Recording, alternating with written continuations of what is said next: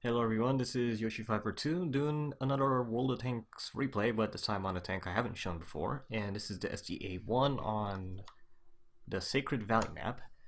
But if you didn't know, this video was done and recorded just before New Year's itself, so this is my last video of 2014, but by the time you see this on YouTube, it's already 2015. That's okay though. So let's just get started, and in case you didn't know, the STA-1 is a Japanese Tier 8 medium tank.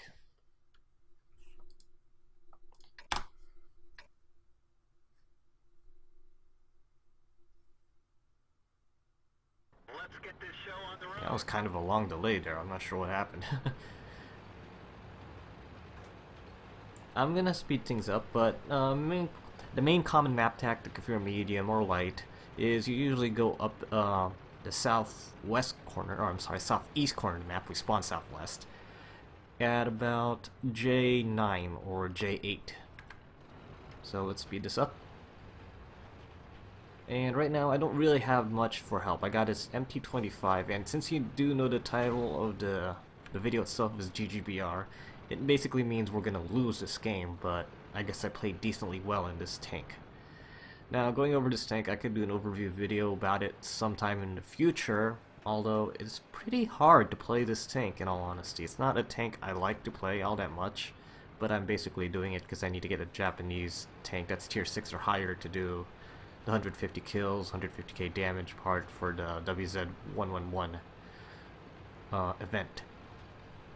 So this tank is decent in mobility. It's probably on the same level as the Pershing or the Centurion. It's good for camo if you have a maxed crew for camo, get camo paint, and maybe even the camo net.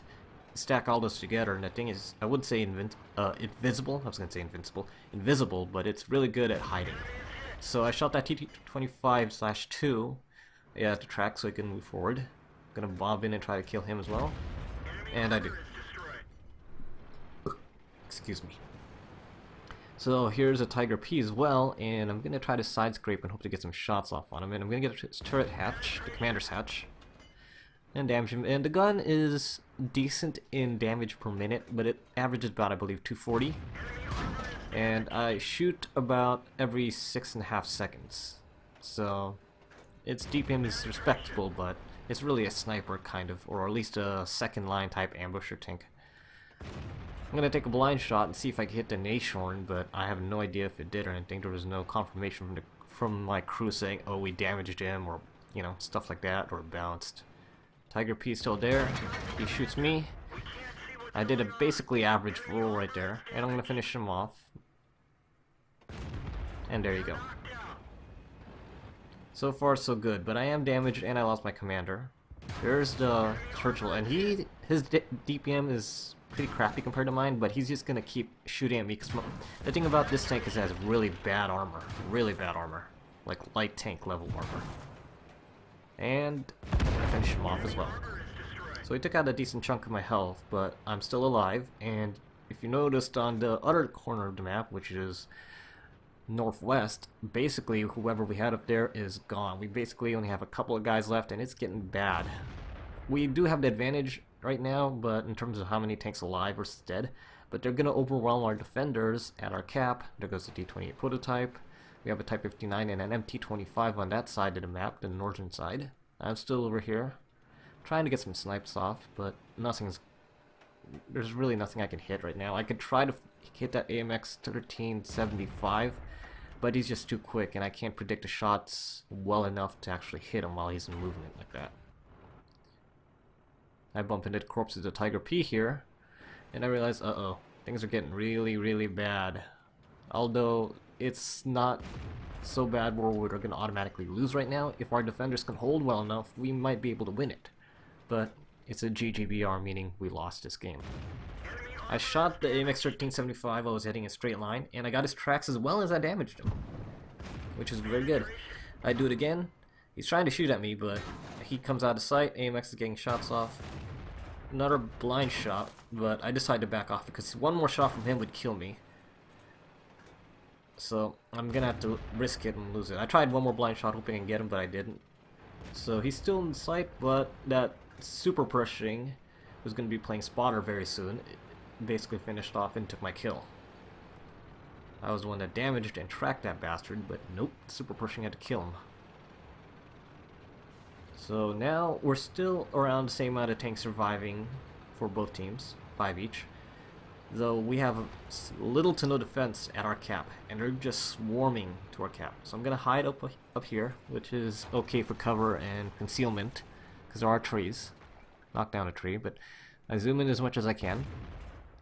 I take out the tracks of the KV-4, but his turret side is exposed, so if I could hit his turret side, then I should be able to damage him, which I do.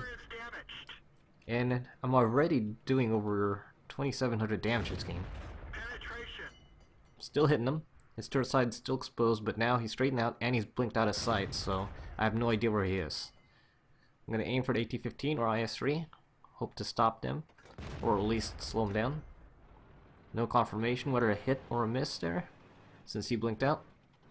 And see, now we have a Chaffee going for a cap and a super pushing and myself. But I have so little health, I don't want to run in and just die. I'd rather play sniper, but we're going to lose by cap, basically. I think they sent almost all their tanks straight for the cap and they're willing to just take little damage and out-cap us, since it's me and the super pushing who's basically been kind of slacking. I mean, he got 2 kills, but one of them was a kill steal at least. I'm gonna take a couple blind shots, nothing stopped. Super pushing is pushing hard because he has full health. He hasn't really done anything. He's basically played support when he should have been playing more front line in this game. There's a tank. That Yag Tiger 88, but it's too little too late, or is it?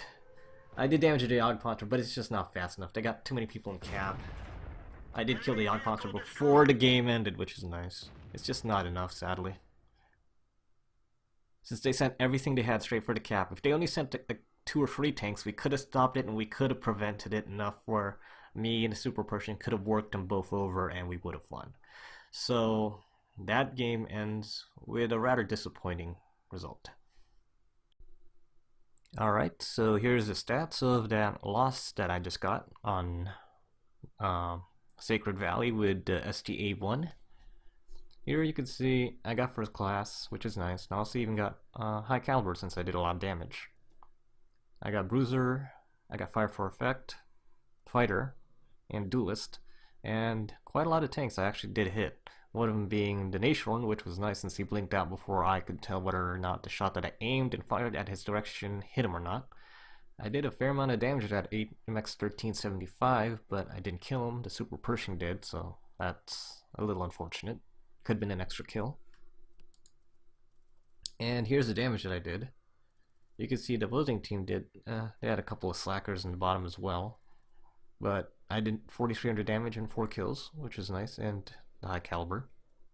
And I got more XP than anyone else on my team due to the courageous resistance part, which is basically me just outperforming all the other players in my team, even though it was a loss. Courageous resistance usually gives you a 50% XP increase since it's a loss. Basically, you get the amount of XP as if you were the one who's winning.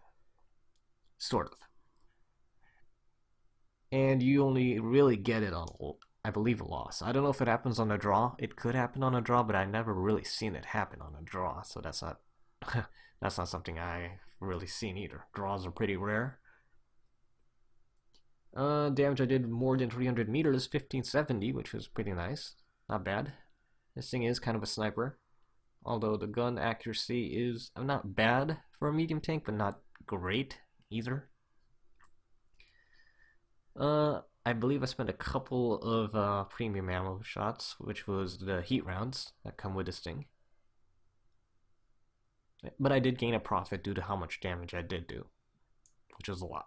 All things considering, when you do 240 average damage and you do nearly 4,300 damage in a game, that's pretty good. You fired a lot of shots in your head. As you can see here, it says 28 shots fired, 21 hit, and 20 penetrated, which is... oh, wow. That's almost 75% actually, isn't it? Yeah, I think so. Well, let's see. I believe it shows in score... yeah. Oh, it was 75%. Well, hit rate, but not penetration rate. Okay.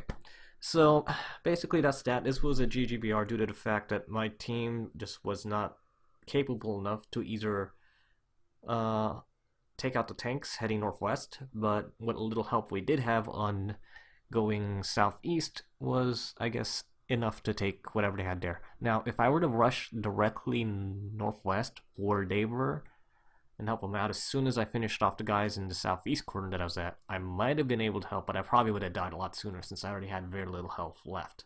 So, in my opinion, it was a better move to just stay from the southeast corner sniping at the guys going to our cap. I just did not expect every single one of their tanks to go straight for a cap, and that was a good move by them. If they did it and they sent 2 or 3, we could have handled that, me and the super pushing. Even if the super pushing died, as long as I stopped their cap enough times, our single Chaffee was alone and he was capping too, but it was not enough. Okay, so that's that. This is GGBR2. I hope you did enjoy watching this video. And technically, since I did make it before New Year's, I could say Happy New Year's, but it's up on YouTube, so Happy New Year's, whatever.